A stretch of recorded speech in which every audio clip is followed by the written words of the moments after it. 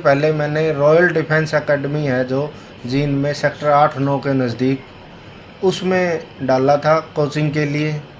सैनिक स्कूल और army school की वो कोचिंग करवाते हैं। किसी जानकार से पता करके उसमें मैंने बच्चे को छोड़ा था 1 महीने पहले, और 30 तारीख को शाम 5 बजे मैं मेरे बच्चे को घर में एक छोटा सा फंक्शन था उसमें शामिल करने के लिए बिना कोई सूचना दिए एकेडमी संचालक को मैं इसको लेने पहुंच गया।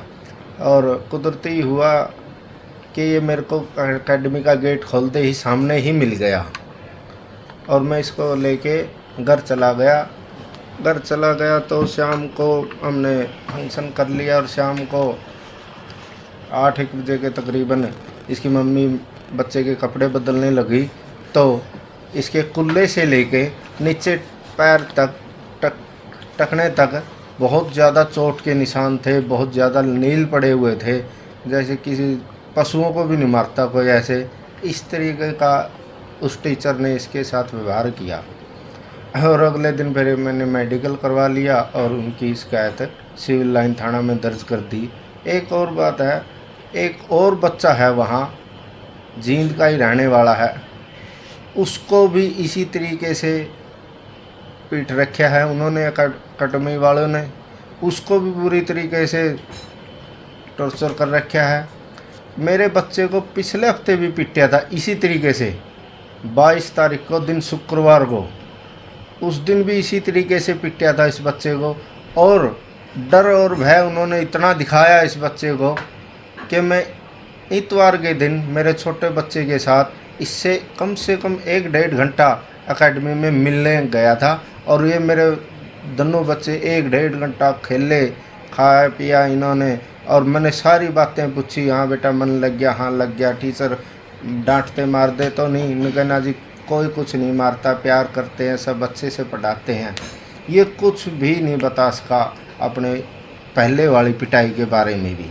और ना ही इसने इस शनिवार को 30 तारीख को मैं इसको 5 बजे मिला था शाम को और 8 बजे तक इसने कुछ नहीं बताया। मेरे साथ जींद से नरवाना गाड़ी में गया, 1 घंटा का सफ़र भी था हमारा, ना उस दौरान बताया, ना घर जाके पेरेंट्स को किसी को भी नहीं बताया। और जब चोट के निशान देखे तो 3-4 घंटे लगे इससे प्यार से परिवारजनों को इकट्ठा करके, दादा दादी को बुला के, बुआ को बुला के, फैमिली इकट्ठी करके इससे बहुत प्यार और दुलार करके पूछा तो इसने ये घटनाक्रम सारा बताया कि मेरे कितने डंडे लगे। मैंने पूछा कि पापा मुझे पता नहीं, मैं बेहोश हो गया था, कितने मारे, कब तक मारे, मुझे ध्यान ना है। कौन सी एकेडमी? ये रॉयल डिफेंस एकेडमी है, सेक्टर 8-9 का जो ऊपर वाला रोड है, सेक्टर 8 और 9 के उसके ऊपर स्थित है। जो जैसा कि बच्चे ने बताया कि हॉस्टल में 3 बच्चे इसके बेड पे बैठे थे, जो वो 2 बच्चे थे, ये बता रहा है मेरा बच्चा कि वो दोनों भाई थे और बैठे बैठे कोई छोटी मोटी शरारत करते हुए वो दूसरा बच्चा बेड से गिर गया। और जिसका जैसा कि बच्चा बता रहा है कि पापा, और जैसे इसने CWC में और हर जगह अपने बयानों में बताया कि वो बच्चा मेरे से नहीं गिरा था, उसके भाई से ही गिरा था। उसके कुछ चोट लग गई थी, थोड़ी हल्की फुल्की कोई, और पहले उन्होंने उसके भाई को पिटा है बुरी तरह से। मेरी तो आप सभी बंधुओं से दरख्वास्त है इस वीडियो को शेयर करते हुए, जो वो बच्चा उस एकेडमी में आज भी करा रहा है दर्द से उसको बचा लें। उसके पेरेंट्स के पास अगर ये वीडियो चली जाए तो अपने बच्चे का जल्दी से जल्दी ख्याल कर लें। धन्यवाद। हमारे वकील साथी हर्ष मौर्य जी, जिनका लड़का यहाँ रॉयल डिफेंस एकेडमी में वो सैनिक स्कूल की कोचिंग के लिए इन्होंने पिछली 22/3/2022 को ये एडमिशन उसका यहाँ पे करवाया था। तो कल दिनांक 30/4/2022 को शाम को इनके छोटे बेटे का जन्मदिन था और जन्मदिन को मनाने के लिए वो इनके बेटे को यहाँ डिफेंस एकेडमी से वो घर लेके गए। तो वहाँ फंक्शन मनाया। फंक्शन मनाने के बाद जब 8 बजे इसकी मदर ने जब उस लड़के की कपड़े चेंज किए तो उसको देखा कि इसको पूरी तरह से वहाँ पे पीट रखा था। तो जैसे ही आज सुबह वकील साहब ने हमारे को बताया तो हम यहाँ जींद आए जींद में एक और उनकी काउंसलिंग करवाई गई। पुलिस ने सिर्फ एक FIR दर्ज करके उसके बाद अब तक इस टाइम तक कोई पुलिस ने कार्रवाई नहीं की है। ना बच्चे के 164 के बयान अब तक दर्ज हुए हैं, ना ही पुलिस ने जो एकेडमिक संचालक है अशोक कुमार और जो विवेक है जो वहाँ जिसने टॉर्चर इन बच्चे के साथ किया है उसके खिलाफ अब तक पुलिस ने कोई कार्रवाई नहीं की है। तो हमारे तो प्रशासन से यही है भाई जो भी बच्चे वहाँ लड़कियाँ भी हैं, जैसा कि छोटू ने बताया कि वहाँ 9-10 साल की लड़कियां भी वहाँ पढ़ती हैं और 40-50 के लगभग लड़के भी वहाँ हैं। तो हमारी प्रशासन से यही है भाई वहाँ उस एकेडमी में छापा मारा जाए और वहाँ छापा मार के उन और किसी भी बच्चे के साथ अगर टॉर्चर हुआ हो तो उनके खिलाफ जो है सख्त से सख्त एकेडमी का जो संचालन है अशोक कुमार और इनके साथ सख्त से सख्त कार्रवाई की जाए।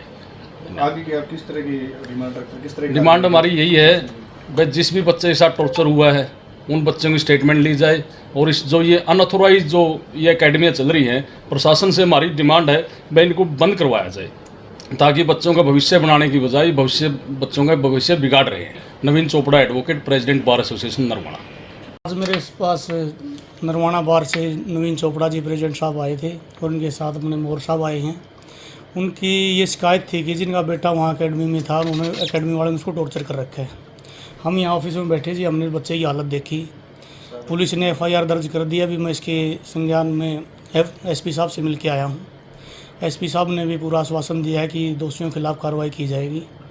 मेरी तो प्रशासन से यही मांग है जी जो ये अनऑथराइज एकेडमी चल रही हैं, जैसे कि उन्होंने मोर साहब ने बताया कि इसका संचालक अशोक कुमार है कोई, उसके खिलाफ भी सख्त कार्रवाई होनी चाहिए। और मैं चाइल्ड वेलफेयर कमेटी से जो डिस्ट्रिक्ट लेवल पे हमारी काम करती है उससे भी ये गुजारिश करूँगा कि उस एकेडमी के ऊपर छापा मार के जितने बच्चे वहाँ हैं, जैसा कि मोर साहब ने बताया वहाँ लड़कियाँ भी 8-8, 9-9 साल की, तो उनके ऊपर भी सबको बच्चों से मिल के उनकी काउंसलिंग करके कि बच्चों की मेंटली हालत क्या है, वहाँ रहने का ढंग क्या है उनका। अब जैसे इस बच्चे को टॉर्चर कर रखा है, हो सकता है उनके साथ और भी फिजिकल असोल्ट वहाँ हो रहा हो। तो मेरी प्रशासन से यही मांग है, जैसे SP साहब के सामने मैं यही रिक्वेस्ट करके आया हूँ कि उस एकेडमी के ऊपर छापा मार के वहाँ को जो भी संचालक है उसका अशोक कुमार जो उसका संचालन कर रहा है, उसको ये नहीं पता कि इतने बच्चों को टॉर्चर उसकी एकेडमी में किया जा रहा है। जैसा कि मोर साहब ने बताया कि इस बच्चे का फ़ोटो खींच के एकेडमी के पास व्हाट्सअप कर दिया गया था अशोक कुमार जी के पास। उसके बाद अशोक कुमार ने कोई कार्रवाई नहीं की। और जो ये विवेक नाम का जो टीचर है ये कोई मेंटली डिस्टर्ब आदमी हो सकता है, अदरवाइज छोटे बच्चे को इतनी बुरी तरह से कोई नहीं मार सकता। तो मेरा तो प्रशासन से बार बार यही आग्रह है कि इन अकेडमियों के ऊपर कार्रवाई करके और बच्चों की काउंसलिंग करके इसमें चाइल्ड वेलफेयर कमेटी के चेयरमैन को भी संज्ञान लेना चाहिए और उनके ऊपर सख्त से सख्त कार्रवाई करनी चाहिए। मैं Ramroop Chahal advocate, president district bar association Jind.